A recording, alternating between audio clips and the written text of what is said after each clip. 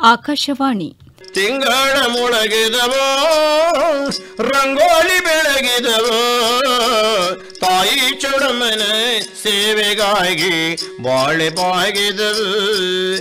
ಜನಪದ ಕಲಾವಿದರಾದ ಜಿ ನಾಗರಾಜ್ ತುಮರಿ ಅವರೊಂದಿಗೆ ವಿಶೇಷ ಸಂವಾದ. ಇವರೊಂದಿಗೆ ಭದ್ರಾವತಿ ಆಕಾಶವಾಣಿಯ ಮುಖ್ಯಸ್ಥರಾದ ಎಸ್ಆರ್ ಭಟ್. ಕೇಳುಗರೆ, ತಮ್ಮೆಲ್ಲರಿಗೂ ಕೂಡ ನಾಡ ಹಬ್ಬ ನವರಾತ್ರಿಯ ಶುಭಾಶಯಗಳನ್ನು ಹೇಳ್ತಾನೆ ನಮ್ಮ ಇಂದಿನ ಕಾರ್ಯಕ್ರಮದಲ್ಲಿ ಜೋಗಿ ಪದದಲ್ಲಿರುವಂತಹ ವೈಶಿಷ್ಟ್ಯತೆಗಳನ್ನು ತಿಳಿಸುವುದರೊಟ್ಟಿಗೆ ಒಬ್ಬ ವ್ಯಕ್ತಿಯನ್ನು ಕೂಡ ನಿಮಗೆ ಪರಿಚಯ ಮಾಡ್ತಾ ಇದ್ದೀವಿ. ಕಾರ್ಯಕ್ರಮವನ್ನು ಮೊದಲು ಗಣೇಶ ಸ್ತುತಿಯಿಂದನೇ ಪ್ರಾರಂಭ ಮಾಡೋಣ. ದಯಪಾಲಿಸ ದೇವಾ ಶ್ರೀ ಗಜಮುಖ ದೇವಾಯ್ ಶರಣು ಶರಣು ಗಜಮುಖ ದೇವಾಯ್ ಶರಣು ಶರಣು ಗಜಮುಖ ದೇವಾ. ವಿಘ್ನವ ಕಳದೋ ಕಾಪಾಡ ದೇವಾ ಎಡಗುಂಜಿ ವಾಸ ಶ್ರೀ ವಿಘ್ನೇಶ ಎಡಗುಂಜಿ ವಾಸ ಶ್ರೀ ವಿಘ್ನೇಶ ದಯಪಾಲಿಸ. ಕೇಳುಗರೆ, ಈ ಗಣೇಶ ಸ್ತುತಿಯನ್ನು ಕೇಳ್ತಾ ಇದ್ದೀರಲ್ವಾ? ಇದನ್ನ ಜೋಗಿ ಪದದಲ್ಲಿ ಗಣೇಶ ಸ್ತುತಿ ಅಂತ ಹೇಳ್ತಾರೆ. ಇದನ್ನ ಹಾಡ್ತಾ ಇದ್ದವರು ನಮ್ಮ ಶಿವಮೊಗ್ಗ ಜಿಲ್ಲೆಯ ಸಾಗರ ತಾಲೂಕಿನ ಆನಂದಪುರದ ಜಿ ನಾಗರಾಜ್ ತುಮ್ರೆ ಅವರು. ನಾಗರಾಜ್ ತುಮ್ರೆ ಅವರೇ, ನಮಸ್ಕಾರ. ನಮಸ್ತೆ ಸರ್. ಈಗ ತಾವು ಗಣೇಶನ ಸ್ತುತಿಯನ್ನ ಮಾಡ್ತಾ ಇದ್ರಿ. ಗಣೇಶನ ಸ್ತುತಿಯನ್ನ ಮಾಡ್ತಾ ಇರ್ಬೇಕಿದ್ರೆ ಕೈಯಲ್ಲಿ ವಾದನವನ್ನ ಇಟ್ಕೊಂಡಿದ್ದೀರಿ. ಇದನ್ನ ಏನಂತ ಕರೀತಾರೆ? ಕೈಯಲ್ಲಿ ಹಿಡಿದಿರುವ ವಾದನ ಅಂದ್ರೆ ಸರ ಇದು ಕಿನ್ನರಿ ಅಂತ. ಕಿನ್ನರಿ ಕಿನ್ನರಿ ಕಿನ್ನರಿ ವಾದ್ಯ. ಕಿನ್ನರಿ ವಾದ್ಯ. ಹೌದು. ಇದರಲ್ಲಿ ಏನು ಸಾಮಾನ್ಯವಾಗಿ ನಾವು ತಂಬೂರಿಯಲ್ಲಿ ಒಂದನ್ನು ನೋಡ್ತೀವಿ. ಇಲ್ಲಿ ಮೂರು ಬುರುಡೆಗಳಿದೆಯಲ್ಲ, ಏನಿದು? 3 ಬುರುಡೆಗಳಂತ ಹೇಳಿದ್ರೆ ಸರ್, ಇದು ಹಿಂದೆ ಅರ್ಜುನ ವನವಾಸಕ್ಕೆ ಹೋದಂಥ ಸಂದರ್ಭದಲ್ಲಿ ತನ್ನ ತಾಯಿಗೆ ನೋಡೋಕೆ ಬರುವಂಥ ಕಾಲಘಟ್ಟದಲ್ಲಿ ಒಂದು ರಾಕ್ಷನ ಹೊಡೆದು ಈ ಕಿನ್ನರಿಯನ್ನ ಸೃಷ್ಟಿ ಮಾಡ್ತಾನೆ ಸರ್. ಅಂದ್ರೆ ಮಹಾಭಾರತ ಕಾಲಕ್ಕೆ ಹೋಗ್ಬಿಡುತ್ತೆ ಈ ಕಿನ್ನರಿ ಪುರಾಣ. ಹೌದು, ಅರ್ಜುನ ಪರಂಪರೆ. ಕಿನ್ನರಿ ಜೋಗಿ ಕಲಾ ಪರಂಪರೆ ಅಂದ್ರೆ ಅರ್ಜುನ ಪರಂಪರೆ. ರಾಕ್ಷನ ಹೊಡೆದು ಅವಳ ತಲೆ ಬುರುಡೆಯಿಂದ ಈ ಸೊರೆ ಬುರುಡೆಗಳನ್ನು ಮಾಡಿಕೊಂಡು ಅವಳ ಕರಳಿನಿಂದ ತಂತಿಯನ್ನು ಮಾಡಿ ಕೈಯನ್ನು ತಿರುಪಿ ಗಿಳಿಯನ್ನು ಮಾಡಿ ಬೆನ್ನು ಹುರಿಯನ್ನು ತೆಗೆದು ಬಿದಿರನ್ನು ಮಾಡಿ ಕಿವಿಯನ್ನು ತೆಗೆದು ಈ ತಿರುಪು ಮಾಡಿ ಬೆರಳನ್ನು ಕಟ್ ಮಾಡಿ ಈ ಥರದ ಒಂದು ತಂತಿ ಕಟ್ಟೋದಕ್ಕೆ ರೆಡಿ ಮಾಡಿಕೊಂಡು ಅವಳ ಹಲ್ಲುಗಳನ್ನು ತೆಗೆದು ಈ ಥರದ ಗಗ್ರೆ. ಹಾಗಿದ್ರೆ ಒಂದು ಪದವನ್ನು ಹಾಡುವಾಗ ಈ ಗಗ್ರೆನೂ ಇರಬೇಕು, ಕಿನ್ನೂರ್ನೂ ಇರಬೇಕು. ಈ ಕಿನ್ನೂರಿ ಹಾಡನ್ನ ಹಾಡುವಾಗ ತಾವು ಇಷ್ಟೆಲ್ಲ ಮಾಡ್ತೀರಿ. ಹೌದು. ಸೊ ಈಗ ತಮಗೆ ಈಗಾಗ್ಲೇನೆ ಈ ಒಂದು ಕಿನ್ನರಿ ಪದವನ್ನ ಹಾಡಿ ಹಾಡಿ ಹಾಡಿ ಬಹಳಷ್ಟು ಅನುಭವ ಇರುವಂತವರು ನಾಗರಾಜ್ ತುಮ್ರೆ ಅವರೇ. ತಮಗೆ ಈ ಒಂದು ಹಾಡನ್ನ ಹಾಡಬೇಕು ಅಂತ ಯಾಕೆ ಅನಿಸ್ತು? ಈ ಹಾಡುಗಳಂತ ಹೇಳಿದ್ರೆ ಸರ್, ಇವಾಗ ಬಂದ ಹಾಡುಗಳಲ್ಲ ಸರ್. ಇದು ಹಿಂದೆ ನಮ್ಮ ಅಜ್ಜನ ಕಾಲದಿಂದ ಬಂದಂತ ಕಲಾವೃತ್ತಿ. ಜೋಗಿ ಕಲಾವೃತ್ತಿ ಅಂದ್ರೆ ಬಹಳ ಪಾರಂಪರಿಕವಾಗಿ ಬಂದಂತ ಕಲಾವೃತ್ತಿ. ನಮ್ಮ ಅಜ್ಜನಿಂದ ನಮ್ಮ ತಂದೆಯವರಿಗೆ ಬಂತು. ನಮ್ಮ ತಂದೆಯವರು ದೊಡ್ಡ ಕಲಾವಿದರು. ಮತ್ತೆ ಮಹಾಭಾರತದ ತುಣುಕುಗಳನ್ನ ಓದ್ಕೊಂಡು, ಅವ್ರ ಹೆಸರು ನಮ್ ಕೇಳಿದ್ರೆ ಹೇಳ್ಬೋಣ. ನಿಮ್ಮ ತಂದೆಯವರು ಹೇಳ್ತೀವಿ ಸರ್. ನಮ್ಮ ತಂದೆಯವರು ತೋಂಬ್ರಿ ಗುಡ್ಡಪ್ಪ ಅಂತಿದ್ರು. ಹಾಗೆ ಅವ್ರ ಜೊತೆಗೆ ಅವ್ರ ತಮ್ಮ ಲಿಂಗಪ್ಪ ಜೋಗಿ ಅನಂತಪುರದಲ್ಲಿ ವಾಸ ಇದ್ರು ಸರ್. ಇವರೆಲ್ಲ ಬಹಳ ದೊಡ್ಡ ಕಲಾವಿದರು. ಆರಾಧನೆ ಮನೆಗಳಿಗೆ ಹೋಗಿ ಹಾಡ್ತಾ ಇದ್ರು. ಕಿನ್ನರಿ ಜೋಗಿ ಕಥೆಗಳನ್ನ ಮಾಡ್ತಾ ಇದ್ರು. ಜೊತೆಗೆ ಬಿಡುವಿನ ಸಮಯದಲ್ಲಿ ಈ ಶಿವರಾತ್ರಿಗಳಲ್ಲಿ ಸುಗ್ಗಿಗಳಲ್ಲಿ ಮನೆ ಮನೆಗೆ ಹೋಗಿ ಹಾಡು ಹೇಳುವಂಥದ್ದು. ಅವಾಗ ನಮ್ಮ ತಂದೆಯವ್ರ ಜೊತೆಗೆ ನಮ್ಮ ಬಾಲ್ಯದ ಜೀವನದಲ್ಲಿ ನಮ್ಮ ಶಾಲೆಯ ರಜೆ ದಿನಗಳಲ್ಲಿ ಮನೆ ಮನೆಗೆ ನಾವು ತಿರುಗಾಟಕ್ಕೆ ಹೋಗ್ತಿದ್ವಿ. ಅಂದ್ರೆ ನೀವು ಶಾಲೆಯೊಟ್ಟಿಗೆ ಕಲೆಯನ್ನು ಕೂಡ ಬೆಳೆಸ್ಕೊಂಡ್ರಿ ನಾಗರಾಜ್ ತುಮ್ರೆ ಅವರೇ. ತಾವು ಎಷ್ಟನೇ ತರಗತಿವರೆಗೆ ಓದಿದ್ರಿ? ನಮ್ದು ಒಂದು ಭಾಳ ಆಗ್ಲಿಲ್ಲ ಸರ್. ಒಂದು 6ರಿಂದ 7ನೇ ಕ್ಲಾಸ್ವರೆಗೂ ಎಜುಕೇಶನ್ ಮುಗಿತಲ್ಲೇ. ಯಾಕೆ 7ನೇ ಕ್ಲಾಸಿಗೆ ನಿಲ್ಸ್ಬಿಟ್ರಿ? ಮುಗ್ತಿ ಅಂದ್ರೆ ಯಾಕೆ ಮುಗಿತಂದ್ರೆ ಸರ್, ಅವಾಗ ತಂದೆಯವರು ಹಾಸ್ಟೆಲ್ ಬಿಟ್ಟಿದ್ದಾಗಿತ್ತು, ಕಳಿಸ್ಲಿಲ್ಲ. ಇದನ್ನೇ ಕಿನ್ನರಿ ನುಡಿಸ್ಕೊಂಡು ಹಾಡಪ್ಪ ನನಗೆ ಹೆಂಗಿದ್ರು ಆಗುತ್ತೆ ಅಂತೇಳಿ ನಮ್ಗೆ ಕಿನ್ನರಿನೇ ಬಳುವಳಿ ಕೊಟ್ಬಿಟ್ರು ಸರ್. ಶಾಲೆ ಬಿಡಿಸೇ ಬಿಟ್ರು. ವಿದ್ಯೆಯನ್ನ 6-7ನೇ ಕ್ಲಾಸ್ ಒಟ್ಟಿಗೆ ಕಿನ್ನರಿಯನ್ನ ಬಳುವಳಿಯಾಗಿ ನಿಮ್ ತಂದೆಯವರು ಕೊಟ್ರು ಅಂತ ಹೇಳ್ತಿದ್ದೀರಿ. ಹೌದು ಸರ್, ಹಂಗೆ ಆಗಿತ್ತು ಸರ್. ಕಿನ್ನರಿಯನ್ನ ಕೈಗೆ ಕೊಟ್ರು. ಹೌದು ಸರ್. ಅಂದ್ರೆ ಸುಮಾರು 6-7ನೇ ಕ್ಲಾಸ್ ಓದ್ತಿದ್ದಾಗ್ಲೇನೆ ತಾವು ಕಿನ್ನೂರಿಯನ್ನ ಇಟ್ಕೊಂಡು ಹಾಡೋದಕ್ಕೆ ಶುರು ಮಾಡಿದ್ರಿ. ತಮ್ಮ ಇದನ್ನ ಈ ಒಂದು ಕಲಾ ಸೇವೆ ಅಂತಾನೆ ಹೇಳ್ತೀನಿ ನಾನು ವೃತ್ತಿ ಅಂತ ಕರೆಯೋದಿಲ್ಲ ನಾಗರಾಜ್ ತುಮ್ರೆ ಇದನ್ನ. ಈ ಕಲಾ ಸೇವೆಯನ್ನ ಪ್ರಾರಂಭ ಮಾಡಿದಾಗಿಂದ ತಮ್ಮ ಅನುಭವಗಳನ್ನು ನಮ್ಮ ಕೇಳೋರೊಟ್ಟಿಗೆ ಒಂದಿಷ್ಟು ಹಂಚ್ಕೊಳ್ಳೋಣ. ಹೌದು ಸರ್, ಕೇಳ್ತೀನಿ ಸರ್. ಅನುಭವಗಳಂದ್ರೆ ಸರ್, ತಂದೆಯವ್ರ ಜೊತೆಗೆ ಬಂದಂಥ ಈ ಕಿನ್ನರಿ ಜೋಗಿ ಕಲೆಯನ್ನು ನಾವು ರೂಢಿಸಿಕೊಂಡು ಹಾಡಬೇಕಾದ್ರೆ ಸ್ವಲ್ಪ ಭಾಳ ಇದರಲ್ಲಿ ಕಷ್ಟಗಳು. ಜೊತೆಗೆ ಕೆಲವರು ನಮಗೆ ಶಾಲೆ ಕಲಿಬೇಕಿತ್ತು, ನೀವು ಈ ಇದರೆಲ್ಲ ತಂಬೂರಿ ಹಿಡ್ಕೊಂಡು ಯಾಕೆ ಹಾಡ್ತೀರಾ ಅನ್ನುವಂಥ ಕೆಲವೊಂದಿಷ್ಟು ಮಾತುಗಳನ್ನ ಜನರ ಹತ್ರ ನಾವು ಕೇಳಿದವಾಗ ಬೇರೆ ಕೆಲಸಗಳಿಗೆ ಹೋಗಿದ್ದಿದೆ ಸರ್. ನಾವು ಅಲ್ಲಿ ಇಲ್ಲಿ ಸಣ್ಣ ಪುಟ್ಟಕ್ಕೆ ಎಲ್ಲೇ ಹೋದ್ರೂ ಆ ಕೆಲಸದಲ್ಲಿ ನಾವು ನಿಲ್ಲಕ್ಕಾಗಲಿಲ್ಲ. ಸಾಮಾನ್ಯವಾಗಿ ನಾನು ಬಟ್ಟೆ ವ್ಯಾಪಾರ ಮಾಡಿದೆ, ಬೇರೆ ಕೆಲಸ ಕಾರ್ಯಗಳಿಗೆ ಹೋದೆ ತಮ್ಮಂತರ ಮನೆಯಲ್ಲಿ, ಅಲ್ಲಿ ನಾವು ನಿಲ್ಲಕ್ಕಾಗಲಿಲ್ಲ. ಸ್ವಲ್ಪ ದಿವಸ ನಿಲ್ಲೋದು, ಆಮೇಲೆ ಬಂದು ಮತ್ತೆ ಕಿಂದರಿನೇ ನುಡಿಸೋದು. ಇದು ಒಂಥರ ಎಳಿತಾ ಇತ್ತು ನಿಮ್ಮನ್ನ. ಹೌದು ಸರ್. ಕೆಲವು ಬೇಡ ಅಂತ ನಾವು ಬಹಳ ಶಪಥ ತೊಟ್ಟಿದ್ದಿದೆ, ಆದ್ರೆ ವಿಧಿ ಇದನ್ನ ನಮಗ್ ಬಿಟ್ಕೊಡ್ಲಿಲ್ಲ. ಕೊನೆಗೂ ಅದ್ರ ಜೊತೆಗೆ ನಮಗೆ ರೂಢಿಸ್ಕೊಳ್ತು. ಅದೇ ರೀತಿಯಲ್ಲಿ ನಮಗೊಂದಿಷ್ಟು ಕಲೆಯನ್ನ, ಸರಸ್ವತಿಯನ್ನ ಆರಾಧವಾಗಿ ನಾವು ಆರಾಧನೆ ಮಾಡಿದಕ್ಕೆ ಭಕ್ತಿಯಿಂದ ಅಲ್ಲಿ ಇಲ್ಲಿ ಸಣ್ಣ ಪುಟ್ಟ ಪ್ರೋಗ್ರಾಮ್ಗಳು ಸಿಕ್ಕು ಸರ್. ಕೆಲವು ಮನೆಗಳಲ್ಲಿ ಹಾಡೋದಿರ್ಬೋದು, ಜಾನಪದ ಜಾತ್ರೆಗಳಲ್ಲಿ ಹಾಡೋದಿರ್ಬೋದು, ವಿವಿಧ ಕಲಾ ಮೇಳಗಳಲ್ಲಿ ಹಾಡ್ಲಿಕ್ಕೆ ಅವಶ್ಯಕ ಸಿಕ್ತು. ಯೋಜನೆ ಮೇಳದಲ್ಲಿ ನಾವು ಫಸ್ಟ್ ನಿಂತಿದ್ದೆ, ಯೋಜನೆ ಮೇಳದಿಂದ ಈ ಕಲಾರಂಗಕ್ಕೆ. ಹಾಗಾಗಿ ಜೊತೆಯಲ್ಲಿ ಕಲೆ ರೂಢಿಸ್ಕೊಂಡು ಹಾಡ್ಕೊಳ್ತಾ ಹೊರಟಿದ್ದೀವಿ. ಅರ್ಜುನ್ ಜೋಗಿ ಹಾಡು ಹಾಡ್ತೀವಿ, ತಾಯಿ ಮಗನ ಬಗ್ಗೆ ಹಾಡಾಡ್ತೀವಿ, ಅಣ್ಣ ತಂಗಿ ಬಗ್ಗೆ ಹಾಡಾಡ್ತೀವಿ, ವಿವಿಧ ರೀತಿಯ ಹಾಡುಗಳನ್ನ ಕಿನ್ನರಿ ನುಡಿಸೋದ್ರ ಮೂಲಕ ಹಾಡ್ತೀವಿ. ಕಿನ್ನೂರು ನುಡಿಸೋದ್ರ ಮುಖಾಂತರ ಹಾಡ್ತೀವಿ. ಸುಮಾರು ಈಗ ಈ ಕಲಾ ಸೇವೆ ಸುಮಾರು ಎಷ್ಟು ವರ್ಷದಿಂದ ನಡೀತಾ ಇದೆ ತಮ್ಮದು? ನಮಗೆ ಇವಾಗ ಈ ಕಲೆ ವೃತ್ತಿಯಲ್ಲಿ ಸರ ಸುಮಾರು 25 ವರ್ಷಗಳಿಂದ ನಾನು ಈ ಕಲಾ 25 ವರ್ಷದಿಂದ ನಿರಂತರವಾಗಿ ಕಿನ್ನೂರಿ ಪದಗಳನ್ನು ಹಾಡಿ ಅದನ್ನ ಜನಜನಿತವಾಗಿ ಮಾಡ್ತಾ ಜನಮಾನಸದಲ್ಲಿ ಅದು ಸೇರೋ ಹಾಗೆ ಮಾಡಿದ್ರಿ. ಹೌದು. ಸಾಮಾನ್ಯವಾಗಿ ತಾಯಿ ಅಂತಂದು ಕೂಡ್ಲೇನೆ ನಾಗರಾಜ್ ಸುಮ್ರೆ ಅವರೇ, ಹೌದು, ಪ್ರತಿಯೊಬ್ಬರಿಗೂ ಬಹಳ ಪ್ರೀತಿ. ತಮ್ಮ ಕಿನ್ನೂರಿ ಪದದಲ್ಲೇ ಒಂದು ತಾಯಿಯ ಬಗ್ಗೆ ಹಾಡನ್ನು ಹೇಳ್ಬಿಟ್ರೆ ನಮ್ಮ ಕೇಳುಗರು ಕೂಡ ಸಂತೋಷ ಪಟ್ಬಿಡ್ತಾರೆ. ಹೇಳ್ತೀವಿ ಸರ್.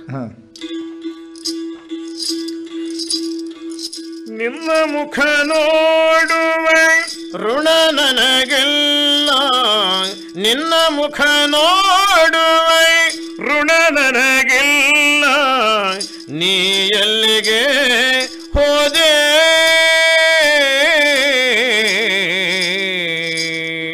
ಮರೆಯಲಾರೆ ತಾಯಿ, ಸಹಿಸಲಾರೆ ತಾಯಿ, ಮರೆಯಲಾರೆ ತಾಯಿ, ಸಹಿಸಲಾರೆ ತಾಯಿ.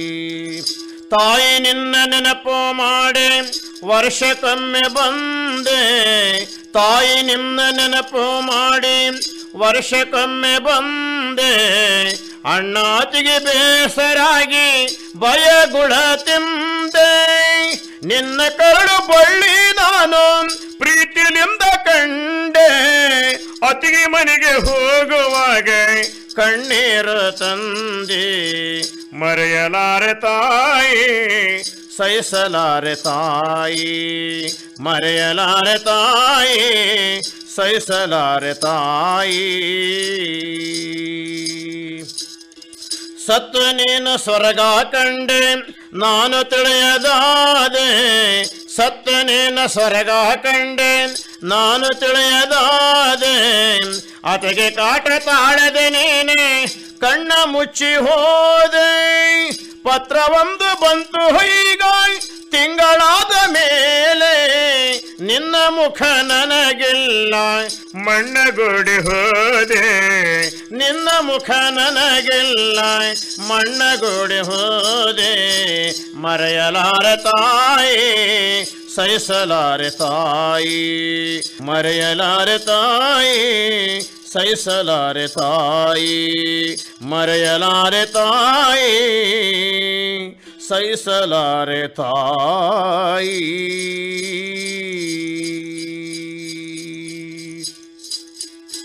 ನಾಗರಾಜ್ ಅವರೇ, ತಾಯಿಯನ್ನ ಯಾರೂ ಮರೆಯೋದಕ್ಕೆ ಸಾಧ್ಯ ಇಲ್ಲ. ನಿಜ ಸರ್. ನಮ್ಮ ಭೂಮಿಗೆ ನಮ್ಮನ್ನ ಕೊಟ್ಟಂತಹ ಮಹಾನ್ ದೇವತೆ ತಾಯಿ ಆಗಿರ್ತಾಳೆ. ಹೌದು ಸರ್. ಆದ್ರೆ ನನಗೆ ಈಗ ನೀವು ಕಿನ್ನೂರಿ ಪದವನ್ನ ಅಂದ್ರೆ ಈ ಜೋಗಿ ಪದವನ್ನ ಹಾಡ್ತಾ ಇರ್ಬೇಕಿದ್ರೆ ಎಲ್ಲ ಒಂದು ಕಡೆಯಲ್ಲಿ ತಮ್ಮ ಮೇಲೆ ಯಕ್ಷಗಾನದ ಪ್ರಭಾವ ಬೀರಿದೆ ಅಂತ ಅನಿಸ್ತಾ ಇದೆ. ಅಂದ್ರೆ ಈ ಜೋಗಿ ಕಲೆಗಳು ಒಡನಾಟದಲ್ಲಿ ಸರ್ ನಾವು ಹೆಚ್ಚಿಗೆ ತಿರುಗಾಟ ಮಾಡಿದ ಉತ್ತರ ಕನ್ನಡ ಜಿಲ್ಲೆ, ಹೆಚ್ಚಿನ ತಿರುಗಾಟ. ಅಲ್ಲಿ ವಾರದಲ್ಲಿ 1-2 ಯಕ್ಷಗಾನಗಳು ನಡೆಯುವಂಥ ಒಂದು ನಾವು ಎಲ್ಲ ಆಡುಭಾಷೆಯಲ್ಲಿ ನೋಡ್ತಿರೋಂಥ ಸರ್. ಸಾಮಾನ್ಯ 3 ತಿಂಗಳ ನಾವು ಆ ಕಡೆನೇ ಇರ್ತಿದ್ವಿ ಬೇಸಿಗೆಯಲ್ಲಿ. ಈ ಅಡಿಕೆ ಶೈಲಜನ ಅಂತಾರಲ್ಲ, ಅಡಿಕೆ ಕೊಯ್ಲು, ಜನವರಿ ಫೆಬ್ರವರಿ ಮಾರ್ಚ್ಗಳವರೆಗೂ ನಾವು ಹಿಂದೆಲ್ಲ ಸಿರ್ಸಿ, ಸಿದ್ದಾಪುರ, ಯಲ್ಲಾಪುರ ಈ ಭಾಗದಲ್ಲಿ ಜಾಸ್ತಿ ತಿರುಗಾಟ. ಅಂದ್ರೆ ಹಾಡಿನ ತಿರುಗಾಟನ ಇಲ್ಲ ಬೇರೆ ಯಾವ ರೀತಿ? ಇಲ್ಲ ಇಲ್ಲ, ಈ ಹಾಡು ಹೇಳ್ಕೊಂಡೆ ತಿರುಗಾಟ. ಈ ಅಡಿಕೆ ಸಂಭಾವನೆಗೆ ತಿರುಗಾಟ ಮಾಡ್ತಿದ್ವಿ. ಸಂಭಾವನೆಗೆ ಹೋಗುವಂತ ಸಮಯದಲ್ಲಿ ಭಟ್ರ ಮನೆಗೆ ಜೋಗಿಯರ್ ಹೋದ್ರೆ ತಂಬೂರಿಯವರು ಬಂದೋಡ ಅವ್ರ ಹತ್ರ ಹಾಡು ಹೇಳಸ ಅಂದ್ರೆ ಅಲ್ಲಿ ಸಾಮಾನ್ಯವಾಗಿ ಹಾಡನ್ನ ಹೇಳಿದ ನಂತರದಲ್ಲಿ ಅಡಿಕೆಯನ್ನ ಕೊಟ್ಟು ಅದು ಒಂದು ತಮ್ಮ ಅಡಿಕೆಯ ಸಂಭಾವನೆಗೆ ಹೋಗುವಂತಹದ್ದು, ಸಾಮಾನ್ಯವಾಗಿ ಘಟ್ಟ ಪ್ರದೇಶಗಳಿಗೆ ಸಂಭಾವನೆಗೆ ಹೋಗುವಂತದ್ದನ್ನ ಈಗಲೂ ಕೂಡ ವಾಡಿಕೆಯಲ್ಲಿ ಇದೆ. ನಾವು 3 ತಿಂಗಳು ಅವಾಗ ತಿರುಗಾಟ ಮಾಡಿದವಾಗ ಸರ ಮಧ್ಯೆ ಯಕ್ಷಗಾನ ಭಾಳ ನೋಡ್ತಿದ್ವಿ ನಾವು. ಈ ಸುಮಾರು ಕಡೆ ಅಲ್ಲಿ ಹೇರೂರು, ಹೆಗ್ಗರಣಿ, ಅರಸೆಘಟ್ಟ, ಸಿದ್ದಾಪುರದಲ್ಲಿ ಯಕ್ಷಗಾನಗಳ ಬಿಳಿಗಿ, ಕ್ಯಾದಗಿ, ಬಂದಾನಿ ಎಲ್ಲ ನಾವು ಎಲ್ಲ ಹೋದ್ರೆ ಯಕ್ಷಗಾನ ಬಿಡ್ತಿರ್ಲಿಲ್ಲ. ಬಯಲಾಟನೇ ಇರ್ಬೋದು, ಟಿಕೆಟ್ ಇರ್ಬೋದು, ಯಕ್ಷಗಾನ ನೋಡ್ತಿರೋದ್ರಿಂದ ಆ ಭಾಗವತರ ಪದ್ಯಗಳನ್ನ ಕೇಳ್ತಾ ಕೇಳ್ತಾ ಕೇಳ್ತಾ ಸ್ವಲ್ಪ, ಯಾಕೆಂತಂದ್ರೆ ಈಗ ನೀವು ಹಾಡಿದಂತ ಹಾಡಿನಲ್ಲಿ ಯಕ್ಷಗಾನದ ಇನ್ಫ್ಲೂಯೆನ್ಸ್ ಬಹಳ ಜೋರಾಗಿ ಕಾಣಿಸ್ತಾ ಇತ್ತು. ಆ ಕಿಂದರಿ ಶೈಲಿಯಲ್ಲಿ ಚೂರು ನಮಗೆ ಯಾವ್ದಾದ್ರು ಒಂದು ಹಾಡು ತಗೊಂಡಾಗ ಸ್ವಲ್ಪ ಬಂದ್ಬಿಡುತ್ತೆ, ಹಂಗಾಗಿ ಹಾಡ್ತೇನೆ ಸರ್. ತಾಯಿ ಬಗ್ಗೆ ಹೇಳಿದ್ರಿ ತಾವು. ಹೌದು ಸರ್. ಅದೇ ರೀತಿಯಲ್ಲಿ ಈ ಕಿನ್ನೂರಿ ಪದಗಳನ್ನ ತಾವು ಸಾಮಾನ್ಯವಾಗಿ ಯಾವ ಪದಗಳನ್ನ ಹೇಳುವುದಕ್ಕೆ ಬಳಸ್ತೀರಿ? ಸಾಮಾನ್ಯವಾಗಿ ಅಂತ ಹೇಳಿದ್ರೆ ಸರ್, ನಾವು ಮೇನ್ ಆಗಿ ಇದರಲ್ಲಿ ಅರ್ಜುನ್ ಜೋಗಿಯ ಹಾಡುಗಳನ್ನೇ ಮೇನ್ ಹಾಡಬೇಕು. ಕಿಂದರಿ ಜೋಗಿ ಆದ್ರೆ ನಾವು ಹೌದು, ಇದರ ಮೂಲ ನಮ್ಮ ಕಲಾವೃತ್ತಿನೇ ಹಾಗೆ. ಹೌದು, ಜೋಗಿ ಪದ. ಜೋಗಿ ಪದದಲ್ಲಿ ಅರ್ಜುನ್ ಜೋಗಿ ಹಾಡು ಹೇಳ್ಕೊಂಡೆ ಮುಂದಿನ ಹಾಡುಗಳಿಗೆ. ಅರ್ಜುನ್ ಜೋಗಿ ಅಂತಂದು ಯಾವ್ದು ಹಾಡಿರ್ತೀರಿ? ಅರ್ಜುನ್ ಜೋಗಿ ಅಂತ ಹೇಳಿದ್ರೆ ಅರ್ಜುನ ವನವಾಸದಲ್ಲಿ ಕಿಂದರಿ ಮಾಡ್ಕೊಂಡು ತಾಯಿ ಅರಮನೆಗೆ ಬರ್ತಾನಲ್ಲ, ತಾಯಿ ಅರಮನೆಗೆ ಬಂದ ಸಂದರ್ಭದಲ್ಲಿ ಒಂದು ತುಣುಕನ್ನ ಹಾಡಿರ್ತಾನೆ. ಅದನ್ನ ನಾವು ಯಾವ ತುಣುಕೋದು ಹೇಳ್ತೇನೆ ಸರ್. ಜಗದ ಭೂಮಿಯ ಒಳಗೆ ಇಂದ್ರಪ್ರಸ್ಥದೊಳಗೆ ಕಳಿಪಾರ್ಥ ಅರ್ಜುನ ವನವಾಸಕ್ಕೆ ಹೋಗುತ್ತಾನ. ಹೋಗಿ 11 ವರ್ಷ ಅರ್ಜುನಗೆ ನೋಡಿದರೆ ತಾಯಿ ನೆನಪುವಾಗಿ, ತಾಯಿ ನೆನಪುವಾಗಿ 7 ಮರಡಿ ಗುಡ್ಡದಲ್ಲಿ ಋಷಿಗಳಿಗೆ ಕೇಳತಾನ, ಋಷಿಗಳಿಗೆ ಕೇಳತಾನ. ಅರ್ಜುನ ನೋಡಯ್ಯ ತನ್ನ ತಾಯಿಗೆ ನೋಡಲು ಕಿನ್ನರಿ ಜೋಗಿ ವೇಷವನ ತಾಳಿ, ಆಹಾ ಕೈಯಲ್ಲಿ ಕಿನ್ನೂರು ಹಿಡದ ತಾಯಿ ಅರಮನೆಗೆ ಬಂದು ಕೋಗಿಲೆಯ ಕಂಠದಿಂದ ಪದವನ್ನು ಹಾಡುತ್ತಾನ. ಪಾಂಡವರ ತಾಯುವಣ್ಣ ತಾಯಿ ಕೊಂತಾದೇವಿ ಜೋಗಿ ಧ್ವನಿಗಳನ್ನ ಕೇಳಿ ಮಲಗಿರುವ ಮಂಚ ಎಳದ 7 ಬಾಗಿಲನ್ನ ದಾಟಿ ಕಡೆಯ ಬಾಗಿಲಿಗೆ ಬಂದು ಜೋಗಿ ಅಂಗಾಲಿನಿಂದ ನಡುಹೊಂಬೋ ನೆತ್ತಿ ತನಕ ವರ್ಣಿಸಿ ನೋಡತಾಳೆ, ಪರೀಕ್ಷೆ ಮಾಡತಾಳೆ. ತಾಹಡಿದ ಮಗನೇ ಗುರುತ ನೋಡಯ್ಯ ತಾಯಿಗೆ ಸಿಗುವಲ್ದೆ,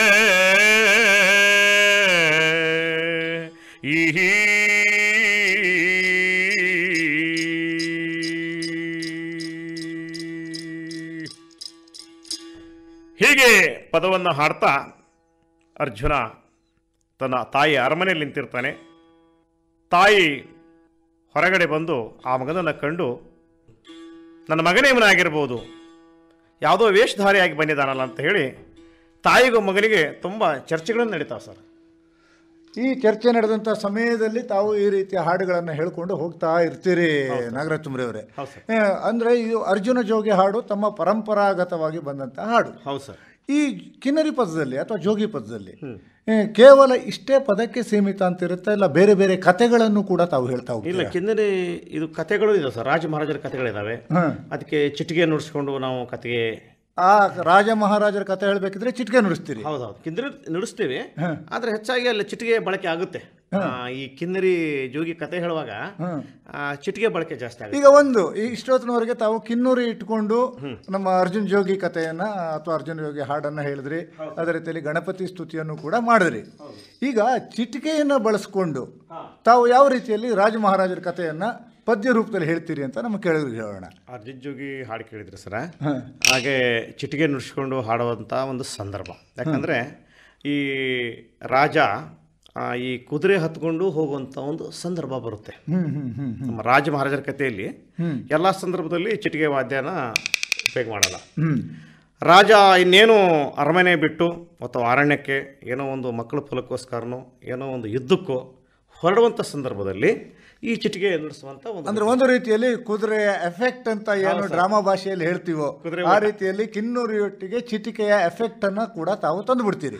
ಚಿಟಿಕೆ ಎಫೆಕ್ಟ್ನೊಟ್ಟಿಗೆ ಈ ಒಂದು ಹಾಡು ಹೇಗೆ ಬರುತ್ತೆ ಅಂತ ಹೇಳಿದ್ರೆ, ರಾಜ ಇನ್ನೇನು ಹೊರಡ್ತಾ ಅಂತ ಹೇಳಿದ್ರೆ ಸರ್, ಕಟ್ಟಿರುವ ಕುದುರೆಯನ್ನು ಬಿಚ್ಚಿ ರಥಕ್ಕೆ ಕಟ್ಟಿದಂತ ರಾಜ ಕುದುರೆಯನ್ನೇ ಕಟ್ಟಿದವನ ಯುದ್ಧಕ್ಕೆ ಹೋಗುವಂತ ಸಂದರ್ಭದಲ್ಲಿ ಹಾರಿ ಕುದುರೆ ಹತ್ಯಾನಯ್ಯ ಶಿವಹರಣೆನ್ನ ಮಾದೇವು, ಹಾರಿ ಕುದುರೆ ಹತ್ಯಾನಯ್ಯ ಶಿವಹರಣೆನ್ನ ಮಾದೇವು, 1 ಮೈಲ 2 ಮೈಲ ಶಿವಹರಣೆನ್ನ ಮಾದೇವು, ಕುದುರೆ ಸವರೆ ಹೋಗತಾವ ಶಿವಹರಣೆನ್ನ ಮಾದೇವು, ಕುದುರೆ ಫೀರಿ ಬಿಟ್ಟಾನಯ್ಯ ಶಿವಹರಣೆನ್ನ ಮಾದೇವು, ಕಾಡ ಅರಣ್ಯದೊಳಗಯ್ಯ ಶಿವಹರಣೆನ್ನ ಮಾದೇವು, ಕುದುರೆ ಓಡಿ ಹೋಗತಾವ ಶಿವಹರಣೆನ್ನ ಮಾದೇವು.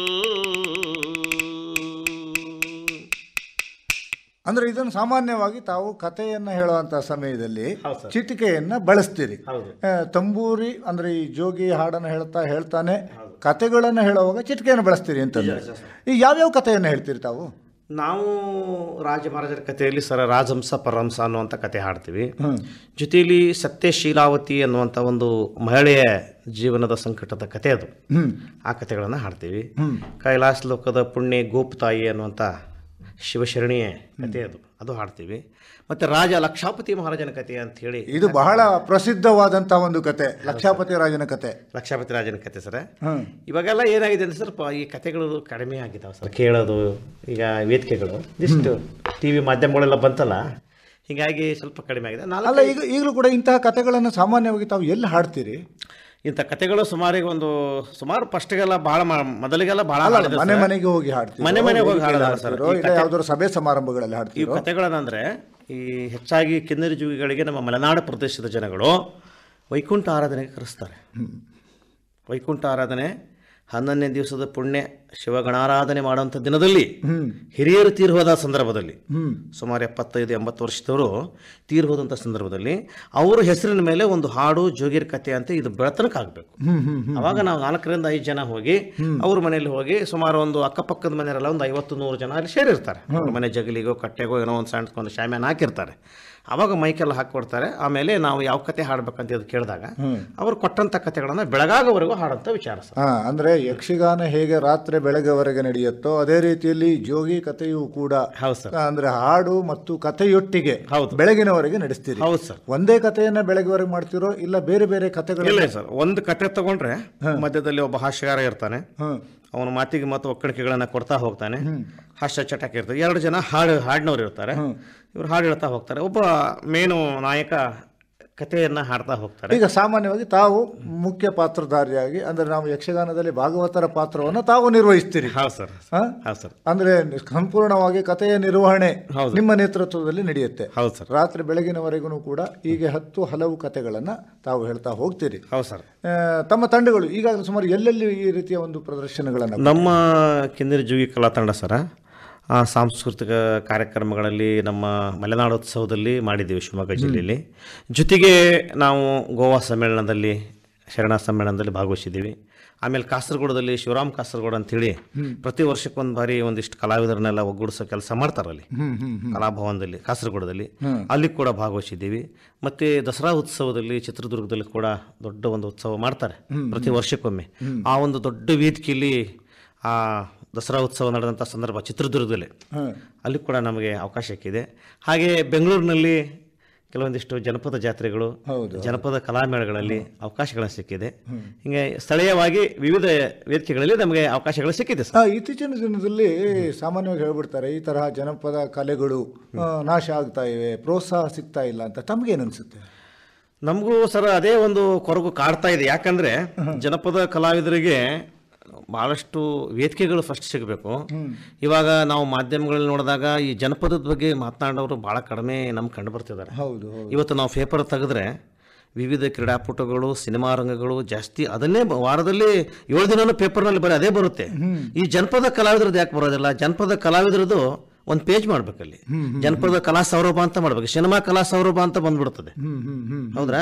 ಜನಪದ ಕಲಾ ಸೌರಭ ಅಂತ ಬಂದಾಗ ಜನಪದ ಡೊಳ್ಳು ಕಲೆ, ಜನಪದ ಕಲೆ, ಗಿಗಿಪದ, ಸೋಬಾನೆ ಹಾಡು, ಸುಗ್ಗಿ ಹಾಡುಗಳು ಪ್ರಚಾರಕ್ಕೆ ಬರ್ಬೇಕು ಸರ್.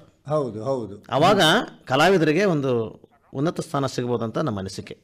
ಕಲಾವಿದರಿಗೆ ಪ್ರಚಾರ ಬಹಳ ಮುಖ್ಯ ಸರ್. ಹೌದು, ಕಲಾವಿದರಿಗೆ ಅಂತಲ್ಲ ನಾಗರಾಜ್ ಅವರೇ, ಸಾಮಾನ್ಯವಾಗಿ ಯಾವುದೇ ಒಂದು ಕಲೆ ಅದು ಒಂದು ರೀತಿಯಲ್ಲಿ ಪ್ರೋತ್ಸಾಹ ಸಿಕ್ಕಾಗ ಅದು ಅಭಿವೃದ್ಧಿಯನ್ನು ಹೊಂದ್ತಾ ಹೋಗುತ್ತೆ. ಸೊ ತಮ್ಮಂಥ ಜನಪದ ಕಲಾವಿದರುಗಳನ್ನು ಪ್ರೋತ್ಸಾಹಿಸುವುದು ಬಹಳ ಪ್ರಮುಖ ಆಗಿರುತ್ತೆ. ಅದರೊಟ್ಟಿಗೆ ನಾವು ಒಂದು ಕಲೆಯನ್ನು ಬೆಳೆಸೋದಕ್ಕೂ ಕೂಡ ಸಹಕಾರ ಮಾಡಿದಾಗುತ್ತೆ. ಇದನ್ನು ನಮ್ಮ ಕೇಳುಗರು ಕೂಡ ತಿಳಿದಿಟ್ಕೊಂಡಿರ್ಬೇಕು. ಈಗಾಗಲೇ ತಮಗೆ ಜಿಲ್ಲಾ ಯುವ ಪ್ರಶಸ್ತಿ ಸರ್ಕಾರ ಕೊಟ್ಟಿದೆ. ಅದೇ ರೀತಿಯಲ್ಲಿ ಕರಾವಳಿ ರಾಜ್ಯ ಮಟ್ಟದ ಪ್ರಶಸ್ತಿನೂ ಕೂಡ ಕೊಟ್ಟಿದೆ. ಹಾಗೂ 10 ಹಲವು ವೇದಿಕೆಗಳು ತಮ್ಮನ್ನ ಕರೆದು ಸನ್ಮಾನ ಮಾಡಿವೆ. ಆದರೆ ನನಗೆ ಬಹಳ ಪ್ರಮುಖವಾಗಿ ಇತ್ತೀಚಿನ ದಿನದಲ್ಲಿ ತಮಗೆ ಶಿಕ್ಷಣ ಇಲಾಖೆಯೂ ಕೂಡ ಒಂದು ರೀತಿಯಲ್ಲಿ ಪ್ರೋತ್ಸಾಹವನ್ನು ಕೊಟ್ಟಿದೆ ಅಂತ ಕೇಳಿದ್ದೀವಿ. ಶಿಕ್ಷಣ ಇಲಾಖೆ ನಿಮಗೆ ಯಾವ ರೀತಿಯಲ್ಲಿ ಪ್ರೋತ್ಸಾಹ ಕೊಡ್ತಾ ಇದೆ? ನಾನು ಹಿಂದೆ ಆಶಾ ಕಮ್ಯುನಿಕೇಟರ್ ಆಗಿದ್ದೆ. ಆಶಾ ಕಮ್ಯುನಿಕೇಟರ್ ಅಂದರೆ ಆಶಾಗಳಿಗೆ ಕೌಶಲ್ಯ ತರಬೇತಿದಾರರು ಅಂತ. ಅದು ಹಾವೇರಿ ಕ್ಷೇತ್ರಕ್ಕೆ ನನ್ನ ಸೇರ್ಪಡೆ ಮಾಡಿತ್ತು ಸರ್ಕಾರ, ಆರೋಗ್ಯ ಇಲಾಖೆ ವತಿಯಿಂದ. 1000 ಜನಸಂಖ್ಯೆಗೆ ಒಬ್ಬಳು ಆಶಾ ಕಾರ್ಯಕರ್ತೆ ಒಂದು ಅಂಗನವಾಡಿ ಕ್ಷೇತ್ರಕ್ಕೆ ಇರ್ತಾಳೆ. ಅವರಿಗೆ ಹಾಡು ಕಲಿಸೋದು ಅದೆಲ್ಲ ನನ್ನ ಪಾಲಿಗೆ ಬಂದದ್ದು ಒಂದು ದೊಡ್ಡ ವೇದಿಕೆ ಸರ್. ಅದು ಸುಮಾರು 13 ತಿಂಗಳ ಒಂದು ಜಾಬ್ ಮಾಡ್ದಂಗೆ ಮಾಡಿದೆ, ಸುಳ್ಳು ಹೇಳಬಾರ್ದು, ಒಂದು ವರ್ಕ್ ಸಿಕ್ತು. ಅಂದ್ರೆ ಎಲ್ಲ ಆಶಾ ಕಾರ್ಯಕರ್ತರಿಗೂ ಕೂಡ ಹಾಡನ್ನು ಕಲಿಸ್ಕೊಟ್ಬಿಟ್ರಿ? ಹೌದು ಸರ್. ಒಂದು ಯಾವುದೇ ಒಂದು ಪಲ್ಸ್ ಪೋಲಿಯೋ ಇರ್ಬೋದು, ತಾಯಿ ಮಗುವಿನ ಆರೈಕೆ ಇರ್ಬೋದು, ನಾಯಿ ಕಡಿತ ಇರ್ಬೋದು, ಏನೇ ವಿಷಯದಲ್ಲಿ ಪ್ರೊಫೆಸರ್ ಪಾಠ ಮಾಡಿದವಾಗ ಆ ವಿಷಯದ ಮೇಲೆ ಸಂಜೆ ನಾನು ಹಾಡು ಕಲಿಸ್ತಾ ಇದ್ದೆ. ಇದು ಕೌಶಲ್ಯ ತರಬೇತಿದಾರ ಅಂತೇಳಿ ಕೆರೆ ಮತ್ತಹಳ್ಳಿಯಲ್ಲಿ 13 ತಿಂಗಳ ವರ್ಕ್ ಮಾಡಿದೆ ಸರ್. ಈ ವರ್ಕನ್ನು ಆದಮೇಲೆ ನಮ್ಮ ಕಲೆಯನ್ನು ಮೆಚ್ಚಿ ಧಾರವಾಡದ ಆಯುಕ್ತರು ಅಂದರೆ ಶಿಕ್ಷಣ ಇಲಾಖೆ ಆಯುಕ್ತರು ನಮಗೆ ಉತ್ತರ ಕನ್ನಡ ಜಿಲ್ಲೆಯಲ್ಲಿ ಹಾಡಲಿಕ್ಕೆ ಅವಕಾಶ ಮಾಡಿಕೊಟ್ರು. ಅವಾಗ ಕಲಿನಲಿ ಅಂತ ಬಂತು. ಹೌದು ಹೌದು. ಕಲಿನಲಿಯಲ್ಲಿ ಒಂದಿಷ್ಟು ಶಾಲೆಗಳಲ್ಲಿ ಹಾಡಿದೆ. 1ನೇ ಕ್ಲಾಸಿಂದ 3ನೇ ಕ್ಲಾಸಿನ ಮಕ್ಕಳಿಗೆ ಕಲಿನಲಿಯಲ್ಲಿ ಸಾಕಷ್ಟು ತಂಗಿಯ ಪತ್ರ, ತಿಳಿಮುಗಿಲ ತೊಟ್ಟಿಲಲ್ಲಿ, ಅಣ್ಣ ಅಣ್ಣ ರಜೆಯಲ್ಲಿ ಮರೆಯದೆ ಊರಿಗೆ ಬಾರಣ್ಣ, ಈ ಕಪ್ಪೆ ಕರ್ಕರ, ತುಪ್ಪ ಜಿರಿಜಿರಿ ಅಂದ್ರೆ ಪಠ್ಯ ಪುಸ್ತಕದಲ್ಲಿ ಇರುವಂತಹ ಹಾಡನ್ನ ತಾವು ತಮ್ಮ ಒಂದು ಜನಪದ ಶೈಲಿಯ ಮುಖಾಂತರ, ಅದರಲ್ಲಿ ವಿಶೇಷವಾಗಿ ಈ ಜೋಗಿ ಪದದ ಮುಖಾಂತರ ಮಕ್ಕಳಿಗೆ ಸುಲಭವಾಗಿ ಅರ್ಥ ಆಗುವಾಗ ಮಾಡ್ಬಿಟ್ರಿ. ಹೌದು ಸರ್. ಅದರಲ್ಲಿ ಇರುವಂತಹ 1-2 ಹಾಡುಗಳನ್ನ ನಮ್ಮ ಕೇಳೋರಿಗೆ ಹೇಳ್ಬೋಣ. ಹೇಳ್ತೇನೆ ಸರ್, ಹೇಳ್ತೇನೆ. ಹಾಗೇನೆ ನಮ್ಮ ಶಿವಮೊಗ್ಗ ಜಿಲ್ಲೆಯ DDP ಅವರು ಸರ್ ನಮಗೆ ಡಿಸ್ಟಿಕ್ ಮುಖಾಂತರ ಎಲ್ಲ ಶಾಲೆಗೆ ಹೋಗಿ ಹಾಡ್ಲಿಕ್ಕೆ ಅವಕಾಶ ಕಲ್ಪಿಸಿಕೊಡ್ತಾರೆ. ಅವಾಗ ಕಲಿನಲ್ಲಿ ಇತ್ತು, ಈಗ ನಲಿಕಲಿ. ಹೌದು. ಹಾಗಾಗಿ ಈ ನಲಿಕಲಿಯಲ್ಲಿ ಈಗ ಮಕ್ಕಳಿಗೆಲ್ಲ ಒಂದು ಹಾಡು ಬಂದಿದ್ದಾವೆ. ಅದರಲ್ಲೂ 1-2 ತುಣುಕುಗಳನ್ನ ಹಾಡ್ತೀನಿ ಸರ್. 4ನೇ ಕ್ಲಾಸ್ ಮಕ್ಕಳಿಗೆ ಒಂದು ಒಳ್ಳೆ ಹಾಡು ಬಂದಿದೆ ಸರ್, ಬೀಸೋ ಕಲ್ಲಿನ ಪದ್ಯ ಅಂತ. ಕಲ್ಲಮ್ಮ ತಾಯಿ ಮೆಲ್ಲಮ್ಮ ರಾಗಿಯ ಜಲ್ಲ ಜಲ್ಲನೆ ಉದರಮ್ಮ, ಜಲ್ಲ ಜಲ್ಲನೆ ಉದರಮ್ಮ ನಾ ನಿನಗೆ ಬೆಲ್ಲದ ರುಚಿಯ ಬೆಳಗೇನೆ, ಬೆಲ್ಲದ ರುಚಿಯ ಬೆಳಗೇನೆ. ಅಂದುಳ್ಳಾಡಿಗಲ್ಲ ಚಂದುಳ್ಳ ಮೇಗಲ್ಲ, ಅಂದುಳ್ಳಾಡಿಗಲ್ಲ ಚಂದುಳ್ಳ ಮೇಗಲ್ಲ, ಚಂದ್ರಮತಿ ಎಂಬ ಹಿಡಿಗೂಟ, ಚಂದ್ರಮತಿ ಎಂಬ ಹಿಡಿಗೂಟ ಹಿಡಕೊಂಡ ತಾಯಿ ತಂದೆಗಳ ನೆನೆದೇನೆ, ತಾಯಿ ತಂದೆಗಳ ನೆನೆದೇನೆ. ಕಲ್ಲ ಬಿಟ್ಟೆನೆಂದ ಸಿಟ್ಟ್ಯಾಕೆ ಸರತಿಯೇ, ಕಲ್ಲ ಬಿಟ್ಟೆನೆಂದ ಸಿಟ್ಟ್ಯಾಕೆ ಸರತಿಯೇ, ಕುಕ್ಕೆಯಲೆ ರಾಗಿ ಬೆಳೆಯಾಲೆ, ಕುಕ್ಕೆಯಲೆ ರಾಗಿ ಬೆಳೆಯಾಲೆ ತಕ್ಕೊಂಡು ಮತ್ತೆ ರಾತ್ರಿಗೆ ಬರುತ್ತೇನೆ, ಮತ್ತೆ ರಾತ್ರಿಗೆ ಬರುತ್ತೇನೆ. ಕಲ್ಲ ಕೊಟ್ಟ ಮಗೆ ಎಲ್ಲ ಭಾಗ್ಯವ ಬರಲಿ, ಕಲ್ಲ ಕೊಟ್ಟ ಮಗೆ ಎಲ್ಲ ಭಾಗ್ಯವ ಬರಲಿ, ಪಲ್ಲಕ್ಕೆ ಮ್ಯಾಲೆ ಮಗ ಬರಲಿ, ಪಲ್ಲಕ್ಕೆ ಮ್ಯಾಲೆ ಮಗ ಬರಲಿ ಆ ಮನೆಗೆ, ಮಲ್ಲಿಗೆ ಮುಡಿಯುವೆ ಸೊಸೆ ಬರಲಿ, ಮಲ್ಲಿಗೆ ಮುಡಿಯುವೆ ಸೊಸೆ ಬರಲಿ. ಕಲ್ಲಮ್ಮ ತಾಯಿ ಮೆಲ್ಲಮ್ಮ ರಾಗಿಯ ಜಲ್ಲ ಜಲ್ಲನೆ ಉದರಮ್ಮ, ಜಲ್ಲ ಜಲ್ಲನೆ ಉದರಮ್ಮ ನಾನಿನಗೆ. ಬೆಲ್ಲದ ಋತಿಯ ಬೆಳಗೇನೆ, ಬೆಲ್ಲದ ಋತಿಯ ಬೆಳಗೇನೆ.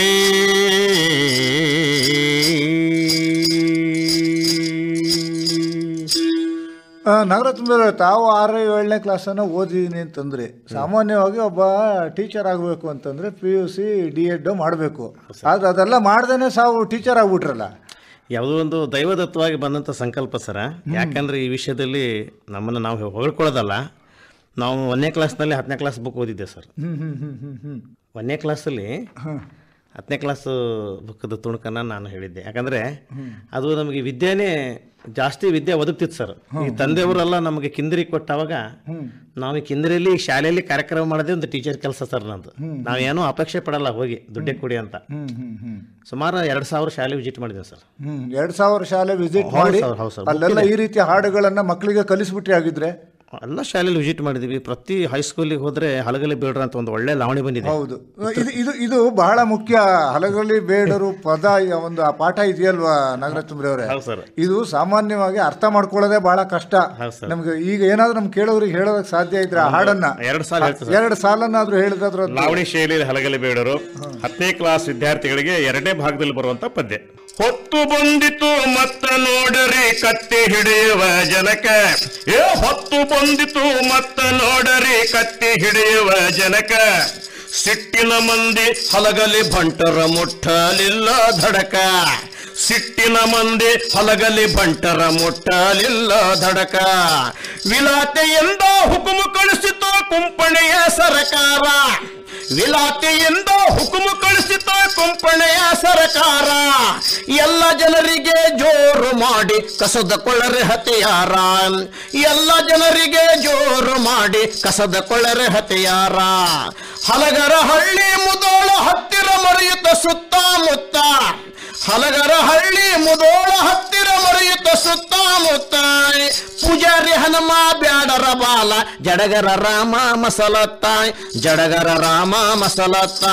ಕೈಯಾನ ಹತಿಯರ ಕೂಡಬಾರದು ನಾವು 4 ಮಂದಿ ಜತ್ತ, ಕೈಯಾನ ಹತಿಯರ ಕೂಡಬಾರದು ನಾವು 4 ಮಂದಿ ಜತ್ತ. ಹತಿಯಾರ ಹೋದಿಂದ ಬಾರದ ಜೀವ ಸತ್ತು ಹೋಗುವುದ ಗೊತ್ತ, ಹತಿಯಾರ ಹೋದಿಂದ ಬಾರದ ಜೀವ ಸತ್ತು ಹೋಗುವುದ ಗೊತ್ತ.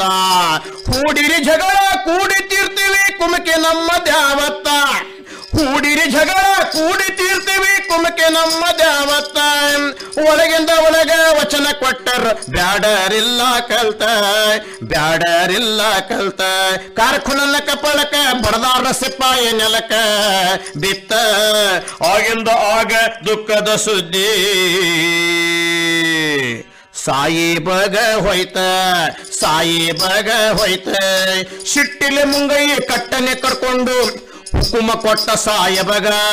ಕುದುರೆ ಮಂದಿ ಕೂಡಿ ಮುಟ್ಟಿತು ಹಲಗಲಿ ತಳದ ಮ್ಯಾಗ. ಕಾಗದ ಬರದು ಕಳವೆರ ಬೇಗ ದಂಡು ಬರ್ಲಂತ ಹಿಂಗ. ದಂಡು ಬಂದಿತು ತಯಾರಾಗಿ ಜಲದ ಮಾಡಿ ಹಲಗಲಿಗೆ, ಜಲದ ಮಾಡಿ ಹಲಗಲಿಗೆ. ಹೊತ್ತು ಬಂದಿತು ಮತ್ತ ನೋಡರಿ ಕತ್ತಿ ಹಿಡಿಯುವ ಜನಕ. ಶಿಟ್ಟಿನ ಮಂದಿ ಹಲಗಲಿ ಬಂಟರ ಮುಟ್ಟಲಿಲ್ಲ ಧಡಕೈ, ಮುಟ್ಟಲಿಲ್ಲ ಧಡಕೈ, ಮುಟ್ಟಲಿಲ್ಲ ಧಡಕೈ.